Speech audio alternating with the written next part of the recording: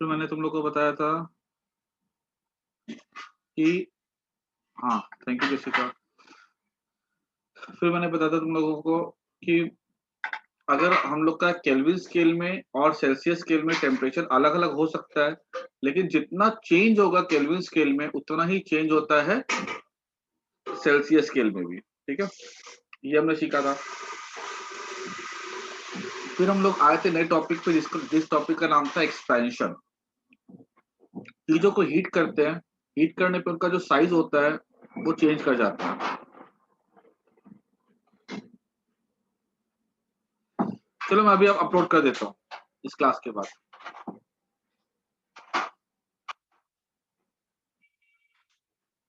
वैसे भी ये समझ कोई दिक्कत नहीं है, ठीक है? तुम्हें आज का लेक्चर पूरा समझ में अच्छे से आ जाएगा, कहीं कोई दिक्कत नहीं होगी।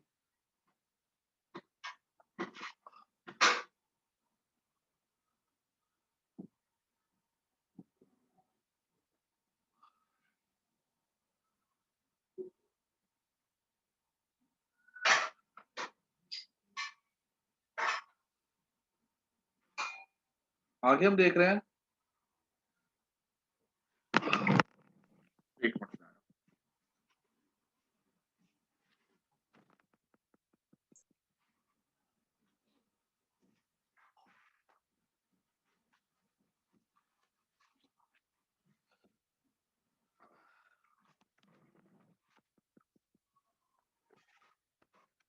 मैं तुम लोग को मैं ग्राफ समझा रहा था, ठीक है, जिसके बेसिस पे हम लोग को ये बात समझ में आती कि अगर हम किसी चीज को अगर हीट करते हैं तो उसका साइज क्यों बढ़ जाता है।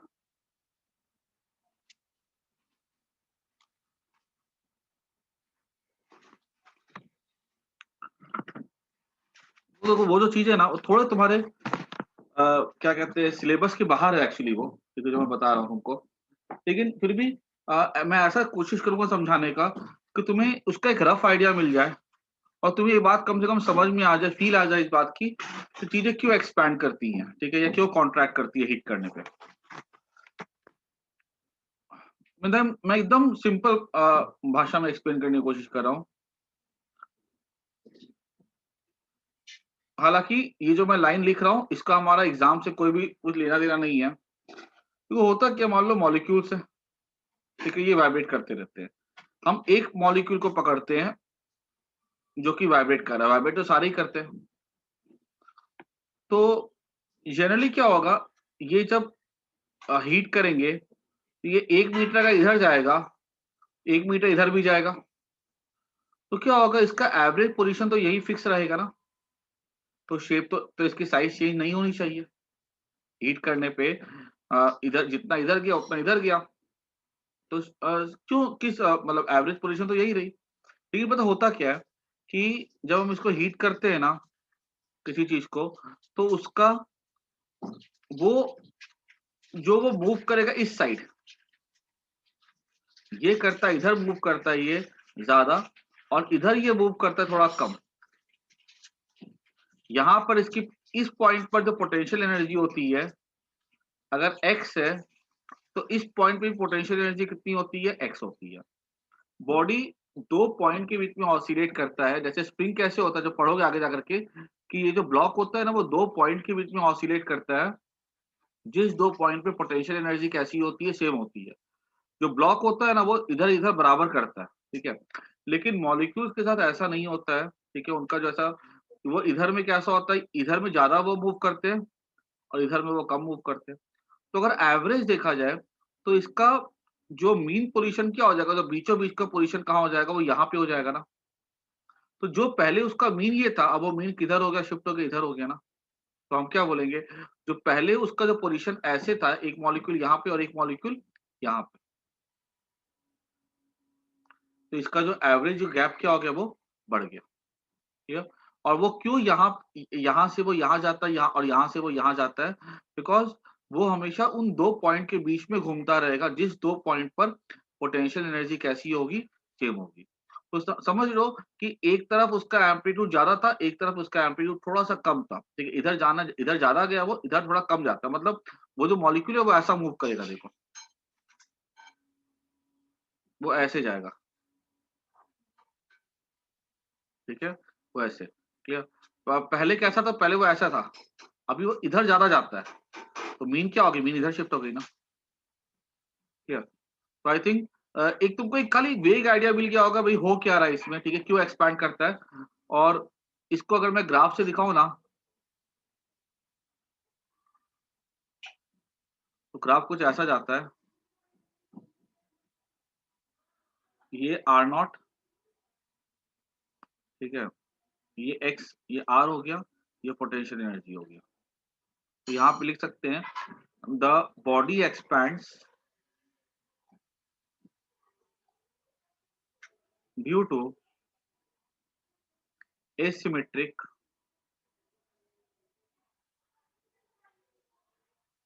of the well in UR curve। मतलब जब वो इधर जाएगा, ठीक है, तो हम देखेंगे कि वो इधर ज्यादा मूव करता है, ठीक है, इधर ज्यादा मूव करेगा और इधर वो कम मूव करेगा, ठीक है। तो उसकी वजह से क्या होता है, यहाँ पर जो होता है ना, इसका क्या कहते हैं, वो होता है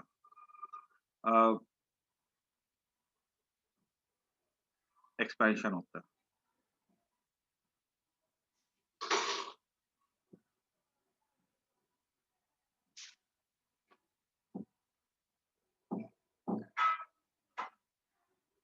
हालांकि ग्राफ हमारे कुछ ज्यादा कुछ खास काम का नहीं है, ठीक है, देख सकते हो इधर ज्यादा मूव करेगा, इधर कम मूव करेगा, ठीक है, ये खाली इतना नोट कर लेना, ठीक है।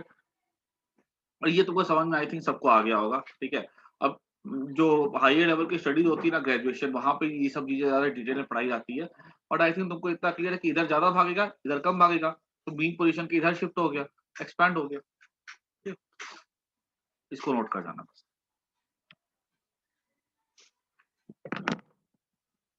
अब इसके आगे बढ़ेंगे, थोड़ा सा हम लोग पढ़ते हैं टाइप्स ऑफ एक्सपेंशन। कुछ कुछ बातें हमारी क्लास तुमको लगेगा कि रिपीट होते हुए बातें लगेंगी, नाइन्थ में पढ़े होगे वो सब चीजें, फिर भी हम लोग थोड़ा सा उसको फील के साथ पढ़ते हैं।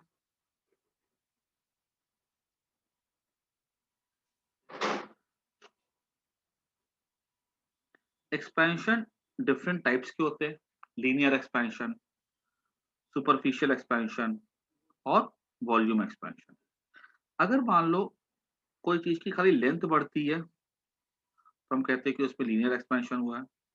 कोई चीज की अगर एरिया बढ़ती है, तो उसको हम कहते हैं सुपरफिशियल एक्सपेंशन हुआ है। और अगर कोई चीज की वॉल्यूम बढ़ती है, तो उसके लिए हम कहते हैं कि वॉल्यूम एक्सपेंशन हुआ है। एक मिनट,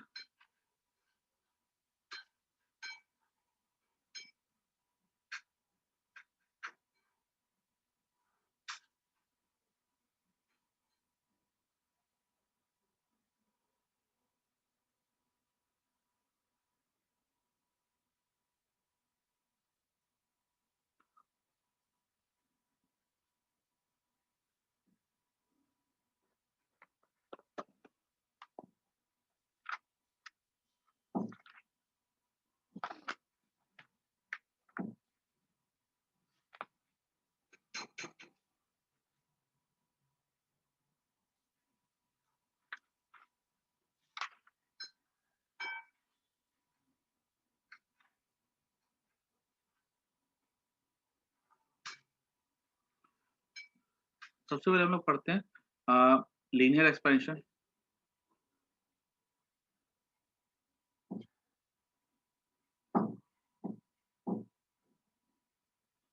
जैसे नाम सजेस्ट करते हैं, ये लेंथ में होता है, और हम एक पतली सी रॉड लेते हैं, ठीक है, जिसका डायमीटर बहुत ही छोटा है और जिसकी लेंथ काफी बड़ी है। तो इसमें हम क्या देखते हैं कि लीनियर एक्सपेंशन में कि जो एक इम्पॉर्टेंट यहाँ पे टर्म होता है कि मान लो कोई चीज की जो लेंथ बढ़ेगी, कोई रॉड की लेंथ बढ़ेगी, this is proportional to original length, ठीक है। क्या करो Avesh, this is proportional to original length, increase in length is proportional to rise in temperature. तो हम ये बोल सकते हैं कि जो इंक्रीज इन लेंथ होता है ना, this is proportional to L naught delta T, delta L equal to हो जाएगा L naught alpha delta T. ठीक है, ये हमारा हो गया इंक्रीज इन लेंथ का फॉर्मूला। सिंपल सा फॉर्मूला है, जहां पर ये अल्फा क्या होता है, ये अल्फा कहलाता है कोफिशिएंट ऑफ लीनियर एक्सपेंशन। बहुत सिंपल है, कुछ खास नहीं है सब चीजों में। Clear? So this is how we write down the increase in length का एक्सप्रेशन। फाइनल लेंथ अगर हमसे पूछी जाएगी तो फाइनल लेंथ क्या आती है, वो जाएगी L not plus delta L. L क्या हो जाएगा, एल नॉट डेल्टा एल मतलब हो गया plus L naught alpha delta T, L not 1 plus alpha delta T, ये हो जाएगा हमारा expression for the final length.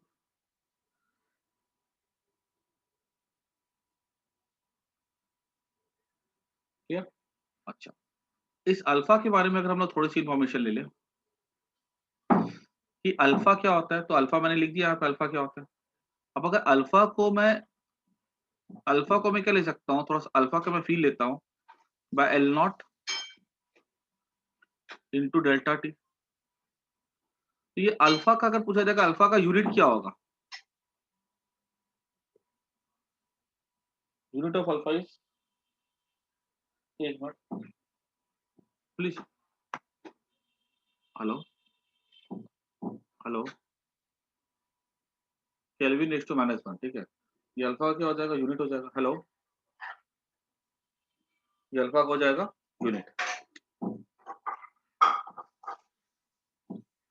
और अल्फा के बारे में ना कुछ चीजें हम लोग को और जाननी पड़ेगी कि ये जो अल्फा होता है ना, इसका एक तो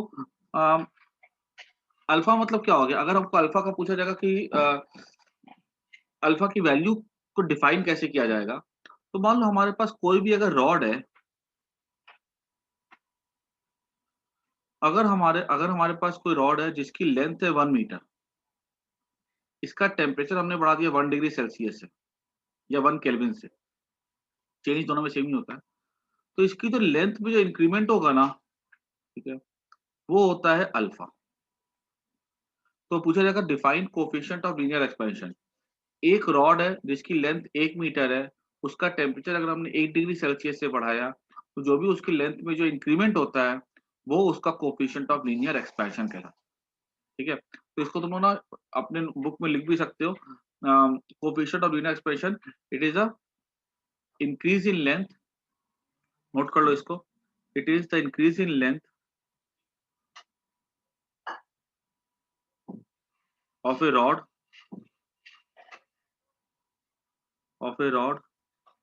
of unit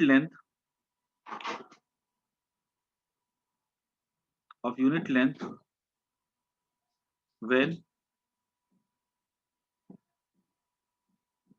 its temperature is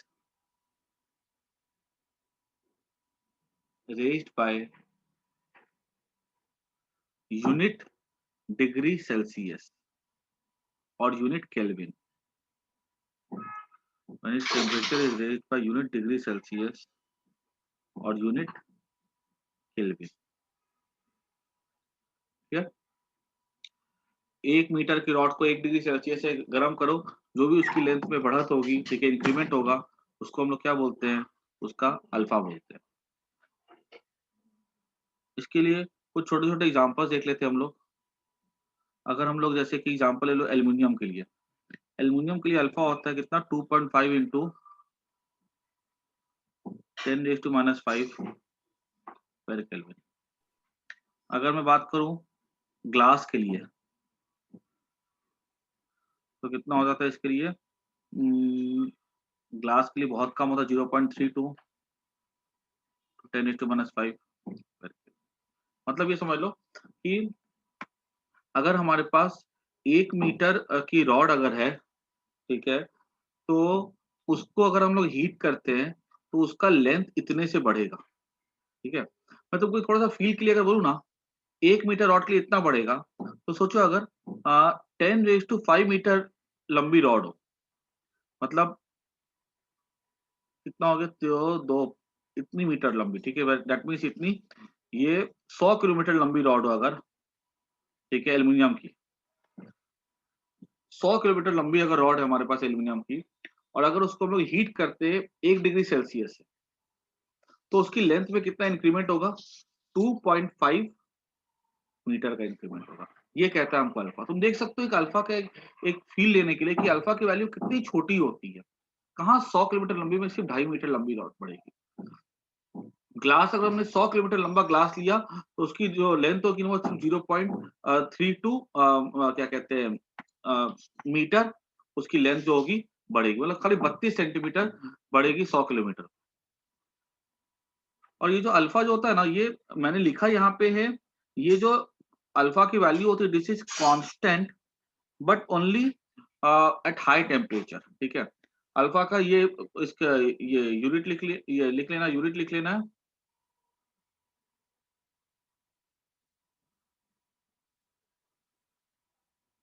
नहीं तो तुम इसको ऐसा करो ना कि मैंने 10⁵ मीटर लिया ना, उसको मैंने बोल दिया किलोमीटर में कन्वर्ट कर दिया, तो यहाँ में अगर मैंने मीटर लिया है तो यहाँ भी मीटर में ही आएगा ना वो तो, और यूनिट तो इसका देखो तो ये कैंसिल हो जाएगा, है ना।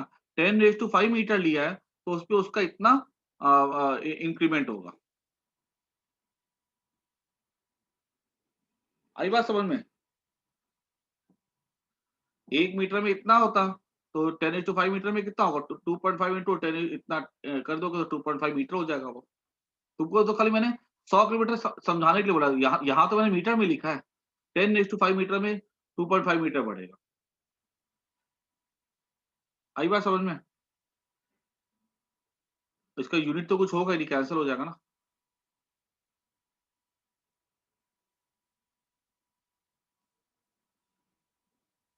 अच्छा उसके बाद देखो जो अल्फा की जो वैल्यू है ना,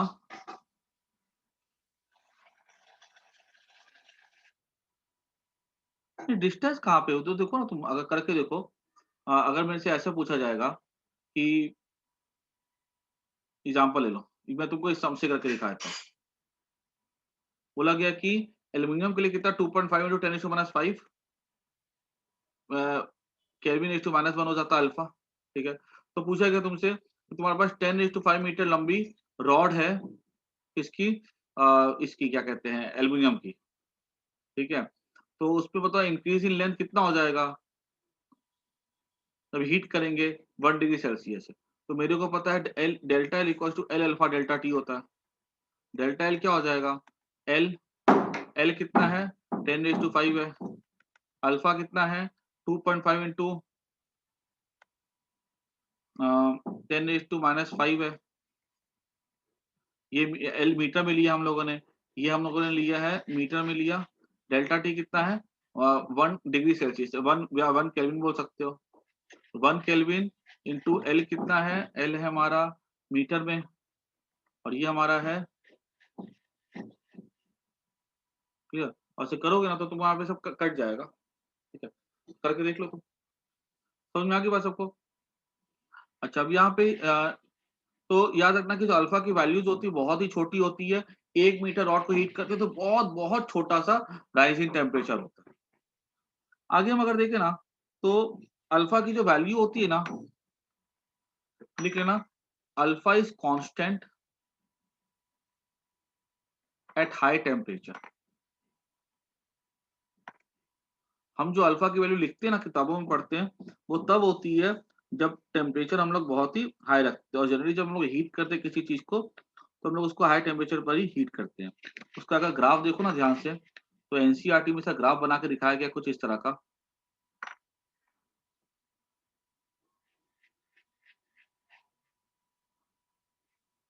ये 500 के बाद देखा जाए ना, अगर 200 केल्विन का है, और ये अल्फा है,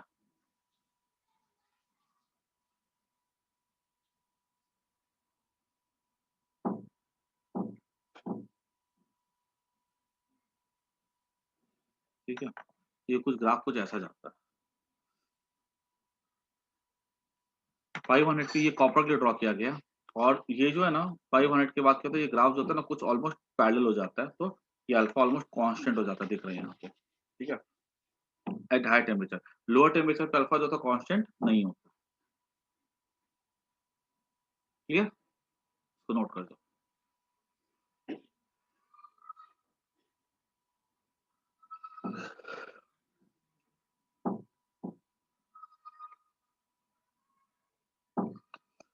वॉल्यूम एक्सपेंशन, अभी तुम देखना शिफा, जो वॉल्यूम एक्सपेंशन होता है और लीनियर एक्सपेंशन का रिलेशन होता है gamma equal to C alpha करके, तो ये उसके लिए भी एप्लीकेबल है ये, ठीक है, दोनों के लिए एप्लीकेबल है ये।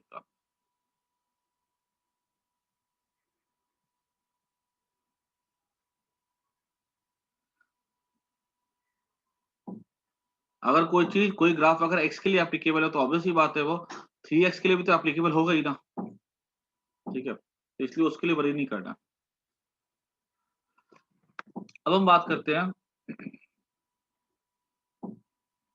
अब हम बात करते हैं कि नेक्स्ट हमारा होगा coefficient of superficial expansion, area में जो इंक्रीज होता है, तो इसका रिपीटेड टॉपिक है ये। डेल्टा ए हो जाएगा ए बीटा डेल्टा टी, ठीक है, फिर beta is coefficient of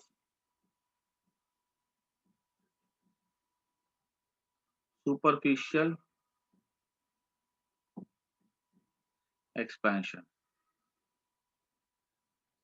beta जहां पे डिफाइन हो जाएगा delta A bye A delta T, ठीक है, इसका भी यूनिट क्या हो जाएगा, केल्विन रेज टू -1, ठीक है, क्लियर।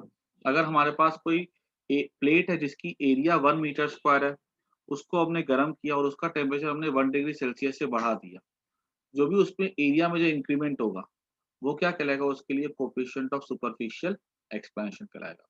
एक इनिशियल एरिया को 1 ले लो, राइजिंग टेम्परेचर को 1 ले लो, तो बीटा किसके इक्वल हो जाएगा, डेल्टा ए के, और इससे हम क्या बना सकते हैं, डेफिनेशन बना सकते हैं बीटा, ठीक है, जैसे हमने अल्फा की बनाई थी ठीक वैसे बीटा की बनाते हैं। उसके बाद एक हमारा हो जाता है,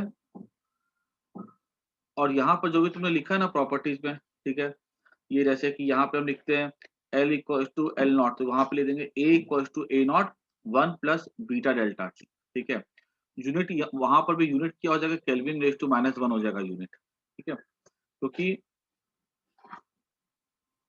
जब यहाँ पे एरिया का चेंज मीटर स्क्वायर होगा, एरिया का ओरिजिनल हो जाएगा मीटर स्क्वायर, तो कैंसिल होकर क्या बचेगा, केल्विन रेज टू -1 मिलेगा। In the same way increase in volume हो जाता है V गामा डेल्टा टी, ठीक, और गामा क्या हो जाता है, गामा यहाँ पे कहलाता है कोफिशिएंट ऑफ वॉल्यूमेट्रिक एक्सपेंशन और वॉल्यूम एक्सपेंशन। गामा हो जाएगा delta V by V delta T, ठीक है, यूनिट इसका क्या हो जाएगा, केल्विन रेज टू -1, ठीक है, ठीक है? ये हमारा हो गया वॉल्यूम एक्सपेंशन के लिए। जनरली क्या होता है, जो लिक्विड का जो एक्सपेंशन होता है ना वो टेम्परेचर के साथ कांस्टेंट रहता है, जो एक्सपेंशन होता है सॉलिड का वो हाई टेम्परेचर पे कांस्टेंट रहता है, और जो गैसेस का जो होता है ना कॉफी वॉल्यूम एक्सपेंशन, वो टेम्परेचर के साथ डिक्रीज करता है, क्लियर। तो कैसे करेंगे हम लोग देख लेंगे अभी, ठीक है, अभी ये समझ में आ गया अल्फा क्या होता है, बीटा क्या होता है, गामा क्या होता है, ठीक है, ये तीनों चीज सबको दिमाग में बैठा के रखनी है, alpha beta and gamma.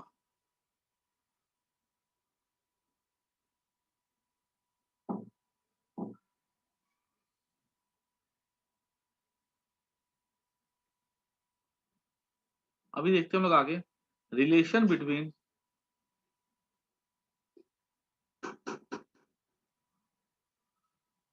Alpha beta and gamma. तो मान लो अगर हम सबसे पहले देखते हैं अल्फा और बीटा का रिलेशन देखते हैं, ठीक है, पहले अल्फा बीटा का देखते हैं वो आसान रहेगा, फिर हम उसका भी देख लेंगे। मान लो कोई ऐसे करके कोई प्लेट है, स्क्वायर प्लेट है, हमने क्या किया, इसको हीट किया, हीट करने पे इसकी जो लेंथ है ना पहले 1 मीटर थी, वो बढ़ के कितनी हो जाती है, मान लो वो हो जाती है अल्फा से बढ़ जाती है इसकी लेंथ।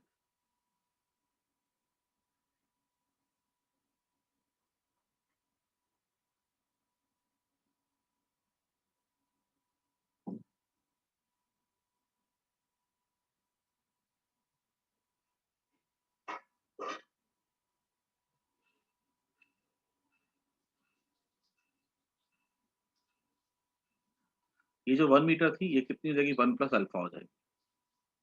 इसकी ये जो साइड थी ना ये कितने से बढ़ जाती है, 1 मीटर से बढ़ के 1 प्लस अल्फा हो जाती है। तो हम क्या यहाँ पे लिख सकते हैं कि delta L equals to 1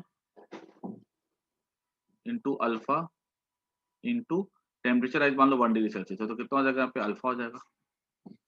increase in area, यहाँ पे हम क्या लिख सकते हैं, ये हो जाएगा दिस इंप्लाइज दैट, यहाँ ये भी लिख सकते हैं हम लोग, एल डैश हो जाएगा हमारा L that is 1 plus alpha, ये हमारा नया लेंथ हो गया। इंक्रीज इन एरिया कितना हो जाएगा यहाँ पे, ये हो जाएगा 1, क्योंकि साइड तो 1 है, 1 इंटू बीटा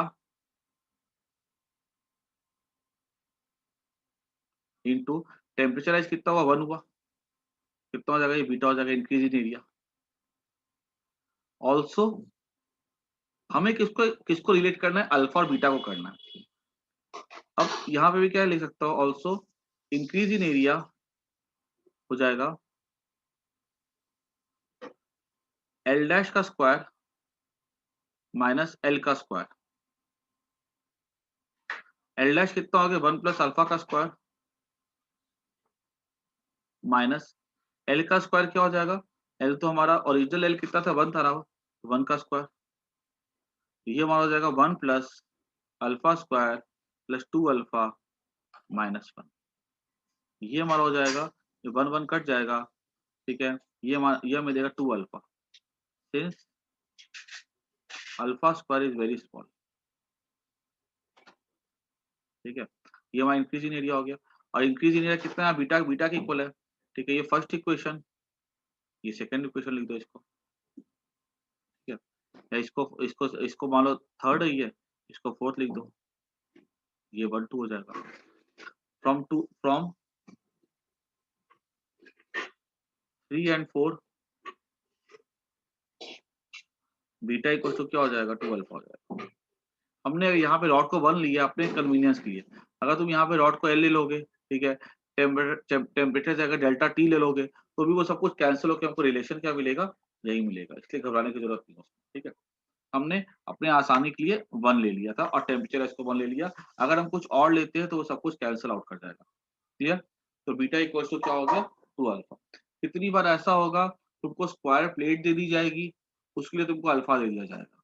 अब स्क्वायर प्लेट है, हमको वहां तो बीटा चाहिए होता है, तुमको अगर अल्फा दिया गया है तो वहां पे पहले हम उसको 2 से मल्टीप्लाई करके बीटा निकालेंगे और फिर हम उसको अपने एरिया वाले एक्सप्रेशन में यूज कर सकते हैं। क्लियर होगी बात,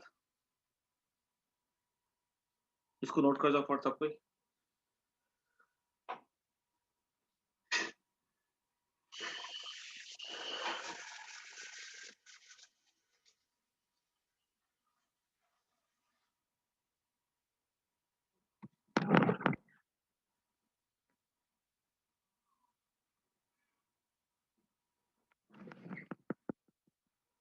क्लास खत्म होगी फिर से ज्वाइन कर लेना सब।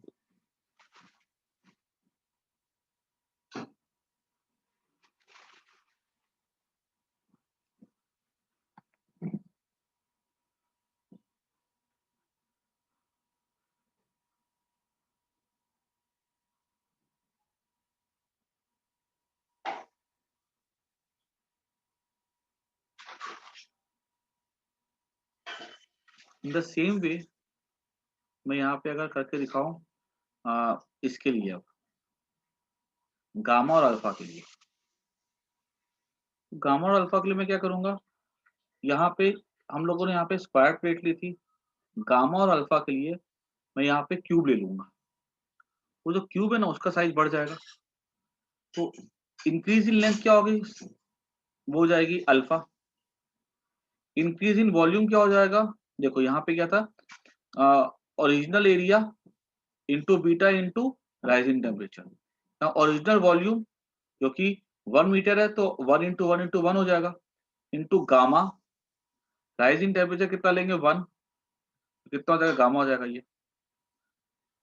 ऑल्सो डेल्टा वी क्या हो जाएगा हमारा, एल डैश का स्क्वायर वहां पे हो जाएगा 1 प्लस एल डैश का क्यूब कर देंगे, 1 प्लस अल्फा का क्यूब माइनस यहाँ पे 1 का स्क्वायर या 1 का क्यूब सॉरी। तो इसको हमने ओपन किया तो 1 plus alpha cube plus 3 alpha square plus A cube plus B cube plus 3 A square B, A square मतलब 1 का square into B plus 3 AB square -1। ये हमारा 1 1 मर जाएगा। अब अल्फा बहुत छोटा होता है, मैंने दिखा था कि कितना 10⁻⁵ के ऑर्डर में होता है, तो उसका क्यूब कितना छोटा होगा, उसका स्क्वायर भी छोटा होगा। This equals to 3 alpha since higher power can be neglect. ठीक है, हम क्या बोल सकते हैं, डेल्टा वी को जो 3 अल्फा, और देखा जाए डेल्टा वी तो गामा के भी इक्वल है, डेल्टा वी 3 अल्फा के भी इक्वल है, तो हम यहाँ से क्या ले सकते हैं, therefore gamma equals to 3 alpha. Simple सा प्रूफ है, कुछ खास नहीं है इसमें, लेकिन हाँ सबको प्रूफ आना चाहिए। ठीक है, कैसे करते हैं, और अगर हमने यहाँ पे ओरिजिनली अगर एल ले लिया होता, डेल्टा टी लिया होता, तो भी तुम कर दे तो एल और डेल्टा टी कैंसिल कर जाते, उसके लिए बिल्कुल घबराने की बात नहीं है। ठीक है, इसको फटाफट सबको नोट कर दो।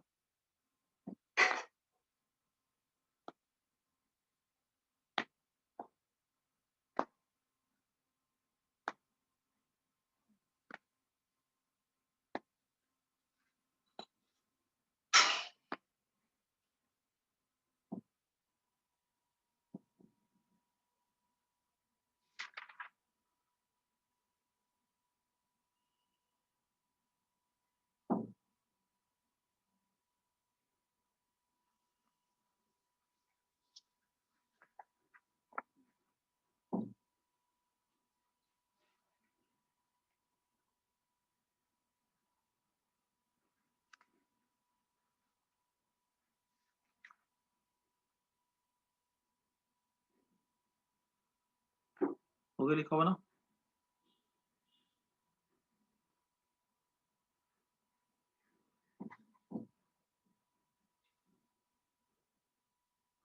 और यहाँ पे क्लियरली दे सकते हैं कि alpha is to beta is to gamma क्या होता है, 1:2:3।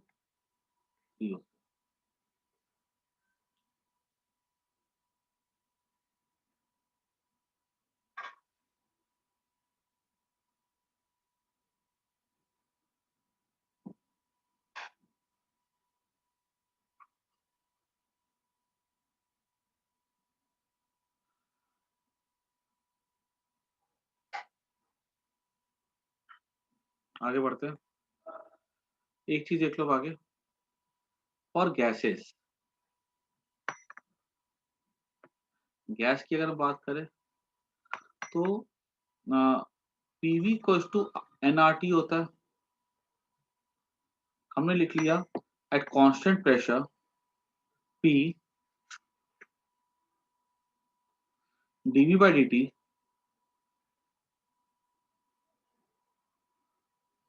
इक्वल्स टू एनआर हो जाएगा। तो पी डीवी क्या हो जाएगा, N R T T, first equation.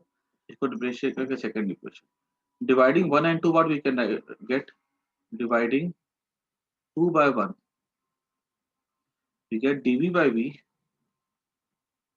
equals to dt by t। this implies that dv by v, इसको नीचे भेज दिया, 1 by dt equals to 1 by t। तो ये चीज क्या दिख रही है, देखो तो गामा क्या था, change in volume by original volume into change in temperature. देखो तो ये वही चीज आ रही ना, change in volume original volume और डेल्टा टी और डी डेल्टा टी और डी टी, ये चीज क्या हो जाएगी, this is the gamma for the gas. तो गामा फॉर द गैस देखो तो क्या है, that is inversely proportional to temperature. कुछ एकदम शॉर्ट शॉर्ट में मैं यहाँ पे लिख देता हूँ, for solid gamma is constant at high temperature. Second, for liquid, gamma is always constant. Third, for gases, gamma is inversely proportional to, the gamma equals to, gamma decreases with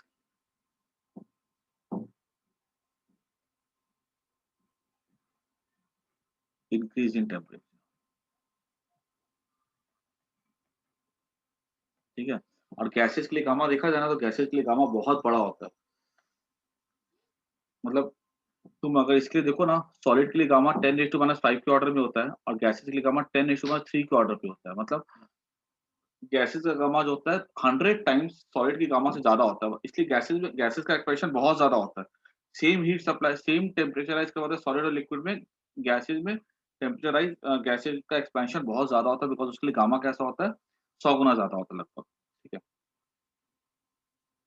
मैं class and कर रहा हूँ, फिर से join कर लो, इसको note कर लो। ठीक है, फिर क्लास अपने खत्म होगी, फिर से ज्वाइन कर लेना, हम लोग थोड़े क्वेश्चंस करेंगे।